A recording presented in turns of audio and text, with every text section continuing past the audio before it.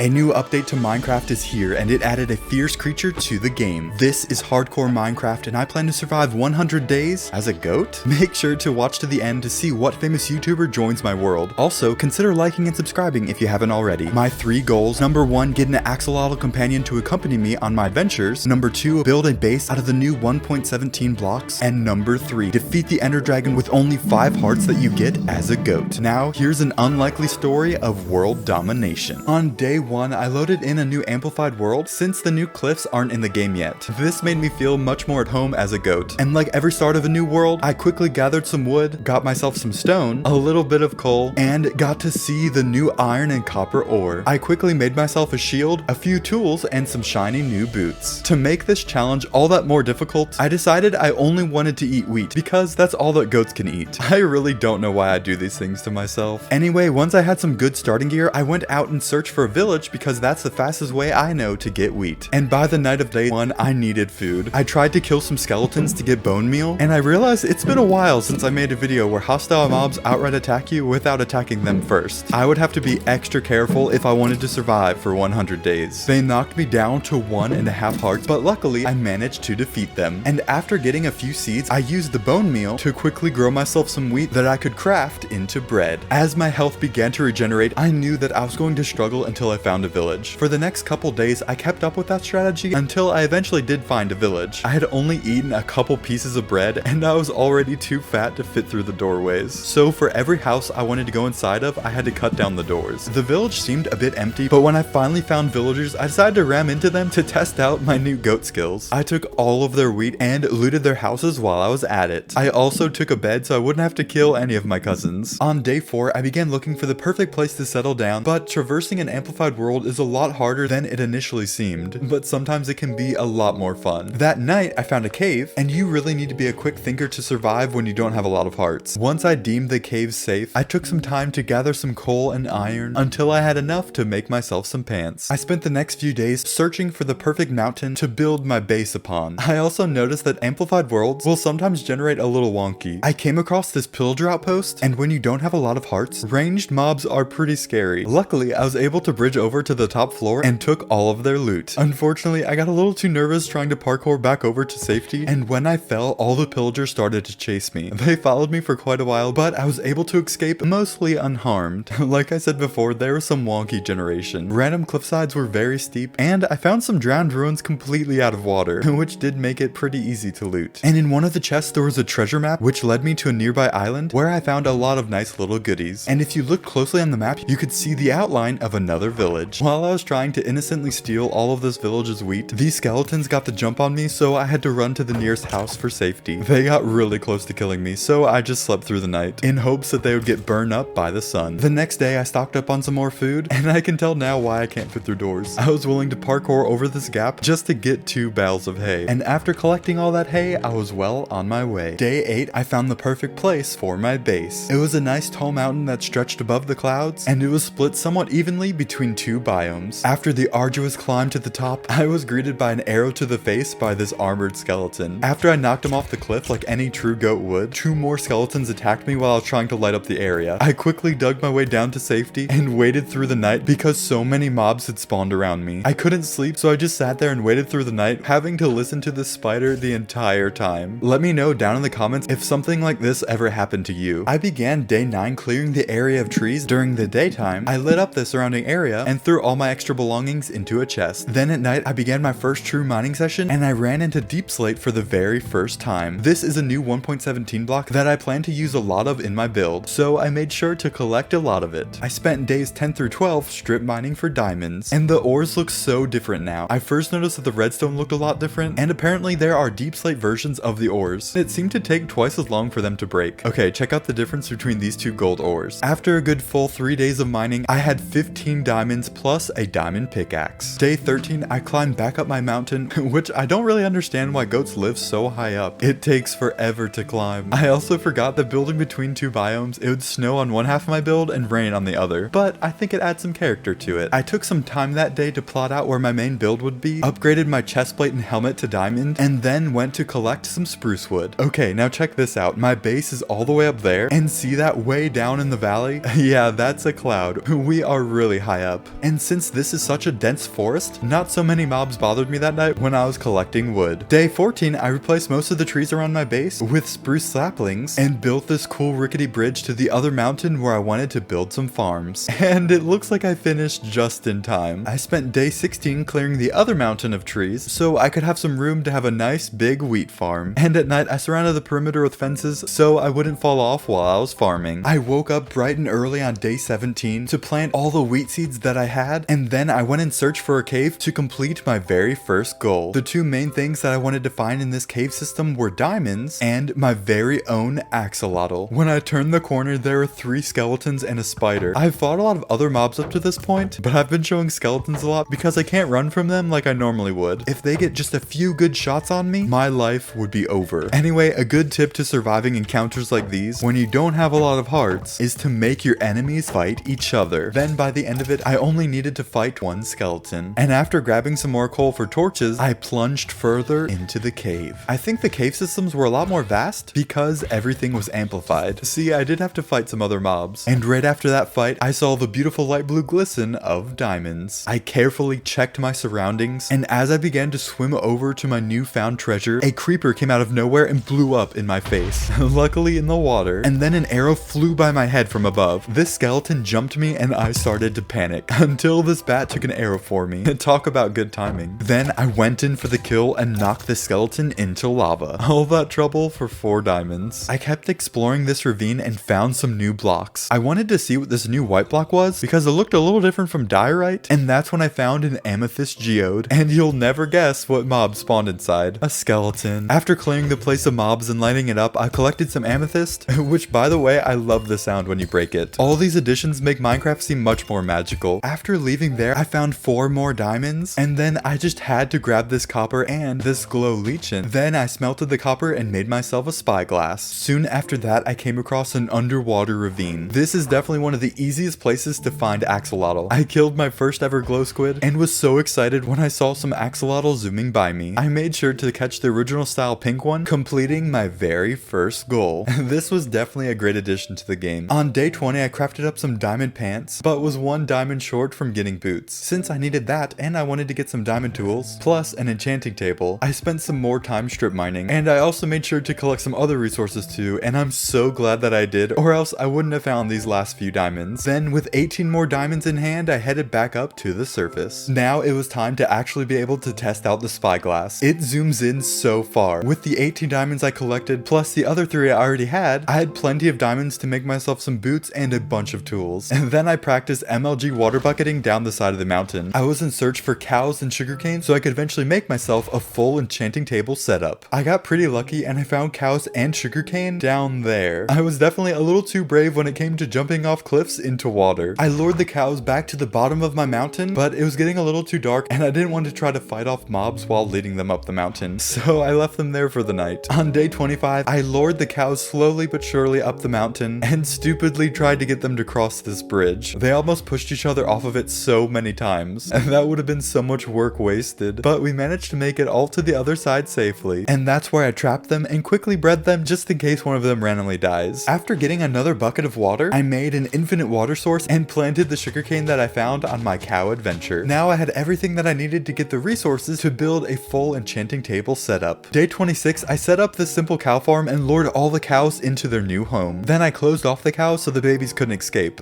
like this little guy. Once I have enough cows up top, I'll be able to breed them and all the babies would go down into a separate area. And while I was letting up the place, I thought I shrunk, but the baby just so happened to grow up. Now I would just need a dispenser for it to work. On day 27, since I would need some quartz for a proper sugarcane farm, I went down back into my cave system to collect some obsidian to build a portal to the nether. Lava and goats surprisingly do not mix well. I tried to turn the lava into cobblestone and the lava kept overflowing, and soon I found myself struggling to swim to safety. Luckily, I got out with a heart and a half to spare. Why are caves so dangerous? Once I got 14 obsidian, enough for a portal and an enchantment table, I went on the hunt for some spiders to get some string for a dispenser. I built a portal to the nether and went through. As the nether loaded in around me, I was right at the edge of a basalt cliff. There were a lot of magma cubes around, but fortunately nothing hit me off. After a little bit of searching, I found the quartz that I needed, and I used all the iron I had to make buckets to collect lava for any smelting needs. Day 28, I added the dispenser, finishing my cow farm. I threw in a bucket of water water and got my cows to start swimming. Since they all bob up and down at different times, you're able to feed them all wheat so they breed, and then you can open up the bottom for the babies to be in a separate area so you could kill them. Not the nicest farm, but it's pretty efficient. Then I collected all my sugarcane together and spent the rest of that day building this sugarcane farm. I even added a nice little balcony. This is an automatic farm, but for any sugarcane to get picked up, I would need some hoppers. Since I spent all my iron on buckets, I would have to go mining for some more. Notice anything wrong with this build? I'll address it later on in this video. Don't worry, this was my last time in the mine for a while. I left my axolotl out to play while I was mining, and now that my farms were just about set up, I could focus on building my base. I spent these next few days collecting all the deep slate that I could find, and I made sure to get a good chunk of iron while I was down there. I showed my axolotl the new iron texture, and he thought it was pretty cool too. Fun fact, axolotls actually have more health than goats. I am so glad he's on my side. You'll see why soon. Now you finally get to see what these platforms were for. I built 2 matching towers out of the deep slate, and they actually look pretty ominous at night. For now, I just worked on the outside. I added some gated windows to the front along with some balconies, as well as some staircases to add some structural support, and a new style to the top. On day 36, I tended to my farms, multiplied my cows, and worked on expanding my wheat farm. I made myself a diamond hoe and added little pockets of water around my farm area to keep my plants watered. On day 37, I awoke ready for more adventure. I had myself a bowl of cereal. Okay, yes, I did make that cauldron just for that joke, but seriously, doesn't the new gold texture pack look like cereal? Anyway, I really wanted to use the new moss block, so I spent the next couple of days searching for shipwrecks to hopefully find some moss in. For now, this is the only place that moss spawns in, and I was not having any luck. But I did find some pretty cool treasure with maps to more treasure. And remember when I said I was glad to have an axolotl on my side? Well, here's why. They actually fight for you. I felt kind of like a Pokemon trainer. I decided to spend my nights while traveling hunting down some more skeletons for their bones. You can actually bone meal moss to get even more moss and some pretty cool other items. I managed to meander pretty far from my base, so I spent day 40 heading back home. On the night of day 41, I arrived home, and this time I managed to come back to my base from a totally different way. So since I was at my farms already, I decided to feed my cows again. And I spent the rest of that night moving all my stuff into my towers. The next morning, I went to go feed my cows again when a wandering trader showed up. They are always so reckless with their llamas. But to be fair, my bridge wasn't too safe either. And of course, after wasting days searching for moss, he sold 2 moss blocks for an emerald. I felt both defeated and excited. I ran back to my base to get all of my emeralds and proceeded to buy all of his stock of moss. Then he was useless to me and was standing around a bit too long, so my goat instincts kicked in. Then I headed a little far away from my base and began multiplying my moss blocks, because when you actually bone meal the moss, it turns all the dirt blocks around it into moss. But also check out all the other cool things they added into the game. I really love these little azalea sapling things. On day 43, I went to check on my farms again, and my cows were slowly turning into an army. But when I went in to check on my sugarcane farm, everything was gone. And that's when I realized my mistake. Because I was a short little goat, I built the whole farm 1 block short. So the pistons just broke all the sugarcane as soon as it was activated. I had to spend the rest of this day just fixing my farm. And there we go. Now it's like nothing ever went wrong. If anyone asks, tell them I'm good at redstone, okay?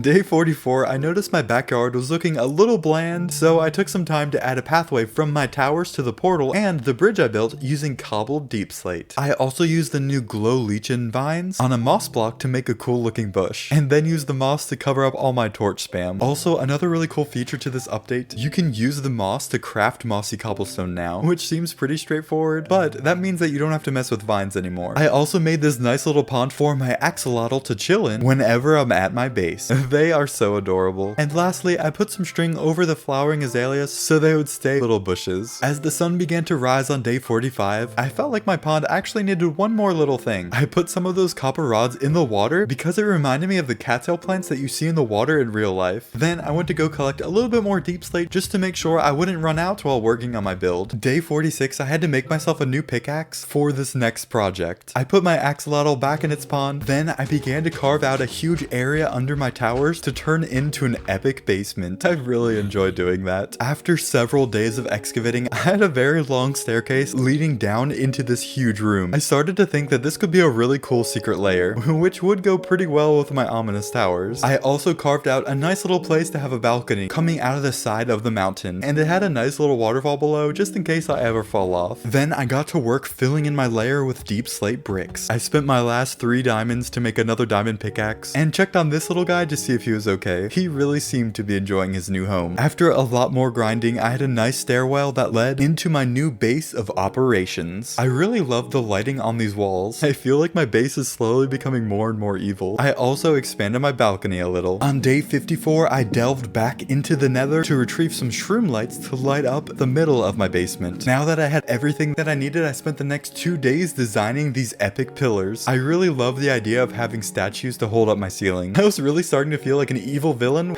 with a lovable henchman. Together, we would rule the world, and once I complete my base, there would be just one other evil creature to defeat to claim my title as the greatest of all time overlord. Or Goat-O for short? We'll work on the name. I'm glad I was starting to feel a little bit more evil because on day 57, it was time to kill all of my cows. I got some sugarcane from my now functional farm, crafted up some books, took some time to collect all the wheat and replant it, and made 15 bookshelves that I could use to surround my enchanting table with. But I was all out of diamonds, so I had to go mining for a few, and the first vein that I found had 5 diamonds in it. I ran back up to the surface and put the enchanting table right in the middle of all of my statues. Now I just needed to get some more levels to enchant my gear with. If you don't have an XP farm, one of the best ways to get levels is through mining quartz. And while you're at it, you might as well collect some gold too. I spent several days in the nether mining away, and while I was hard at work, a ghast came out of nowhere and started to attack me. And that's when I got the Return to Sender achievement, which to me is one of the most satisfying achievements. Day 66, I made my way back to the portal with a pretty full inventory and a lot more levels. Imagine after all this hard work if I just fell in lava right now. Basalt deltas are so dangerous, and magma cubes are not something to mess around with. On the night of day 67, I made it home safely and went down into my basement to get some basic enchantments on most of my gear. I also managed to get a silk touch pickaxe, which I would need for one of the things that I wanted to build. I spent day 68 furnishing the rest of my basement. It had this really cool chandelier that I could jump on, a nice little armory, a table for all my evil goat friends and I to scheme up some evil plans, a unique fireplace, and a little blacksmith room. Now that I had a silk touch pickaxe, I spent the next 2 days searching through caves to collect all the deep slate ores. Redstone and copper were pretty easy to find, and I was really glad to find lapis without having to branch mine. These cool looking diamonds were a nice bonus. I made sure to also grab some gold, and after a while of searching, I did finally manage to fight my way to a deep slate emerald block. This was also the first time I found a fairly big area of dripstone, so I made sure to grab some of that while I was at it. Day 71, I spent building this cool shrine behind my portal. It was a place to hide all 6 of the infinity stones that I had just gathered. That's the first thing I thought of when I saw all of these new ores. Now I had to be the strongest being in the universe, and I think the phantoms were a little jealous of that. Here's a better shot of the shrine in the daytime. On day 72, I harvested those diamonds I found a few days ago and tried my best to get a Fortune 2 pickaxe because I wasn't at level 30. Do you need to be level 30 to get a Fortune 2 pickaxe? Anyway, I had to settle for Fortune 1, and when I failed to get an enchanted Fortune 1 book to combine with my pick, I just decided to give up and go on my next mining expedition. I spent several days mining at Y level 47 because it's the best level to mine at to find copper ore, just in case you're curious. Copper ore already drops a lot when you mine it, so having any type of fortune pickaxe gets you that much more copper. Anyway, I definitely got my fill of copper builds for a while, turning these twin towers into giant goat horns. To me, this is definitely a place where an evil goat would live. And now with my second goal complete, it was time to start preparing for the dragon fight. On day 82, I grabbed my little buddy and we jumped back into the nether. And while we were teleporting, I got a cool glimpse of my secret weapons. And again with the skeletons. I spent the rest of day 82 collecting all the gold that I could find. This goat would definitely haunt some dreams. I spent the next day trading all the golden loot that I found in this world with these piglins to get some ender pearls. I really wish I'd showed my golden boots. I would look so cool. I wasn't too lucky and ended up getting only 12 ender pearls. I just hope that would be enough. And with that step complete, it was now time to find a fortress. I nimbly parkoured among the treetops, used some speedy boots I got from the piglins to dodge arrows, and finally found what I was looking for. On day 85, I spent the next 2 days looting the fortress. I found a saddle and some gold horse armor, as well as a handful of diamonds. Then it was time for something I was a little nervous for, fighting a horde of blazes to get some blaze rods. Day 87, I worked my way back to my portal coordinates. And on day 88, it was time to set out to find a stronghold. I turned the last of my wheat into bread, crafted myself up a bow, and decided to collect a little bit more wheat just so I wouldn't run out on my last adventure. Then I climbed to the top of one of my towers, and when I threw my first ender pearl, I couldn't tell where it went. So I threw another, and it already started going down. I think this was because I was just a little too high up. Luckily, I found both eyes of ender on the nose of my goat base, which by the way, doesn't this goat head look so much bigger close up? Now that I knew which direction to go in, it was time to head out to find the stronghold and face the dragon. I really love playing in an amplified world, but of course that does mean a lot of climbing. On day 90, I found the stronghold in an underwater ravine, and there was an axolotl right by an entrance. After making sure I pushed him back into the water, one of the first corners that I turned around had a creeper, so I just said nope and turned around. But as I was frantically trying to open up the iron door, he cornered me and almost killed me, but luckily I hit him away just in time. I continued to explore this pretty big stronghold well into day 91 and ran into a lot more creepers and surprisingly a lot of silverfish, which are so annoying and almost killed me. I did manage to find an ender pearl in one of the chests, and I had hoped that I had enough to activate the portal because some of my eyes of ender broke while searching for the stronghold. Once I finished looting just about all the stronghold, I fought my way to the portal room, and the silverfish in there made quite a mess. Once I fixed up their lava spills, I climbed the steps, and not a single eye of ender had spawned in the portal. I would need 12 altogether. I only had 8 crafted, and the ender pearl that I found in the stronghold made 9, so that meant I needed 3 more before I could fight the dragon. Luckily, I still had 9 days to complete my last goal. Day 92 and 93, I decided to head back to base and take this time to better prepare for the dragon fight. Seeing this giant goat head render in the distance was pretty satisfying. My base was looking pretty intimidating. I put my axolotl in his pond for him to enjoy it one last time before we go fight the dragon, and went down to my enchantment table to enchant both my weapons and my boots. The next morning, I went back into the nether, traveled to a warped forest, and took some time to hunt down some endermen. Day 96, I headed back to my base with a whopping 4 ender pearls, and when I went through the portal, it was dark and rainy there, so I went to bed, and what I found in the morning was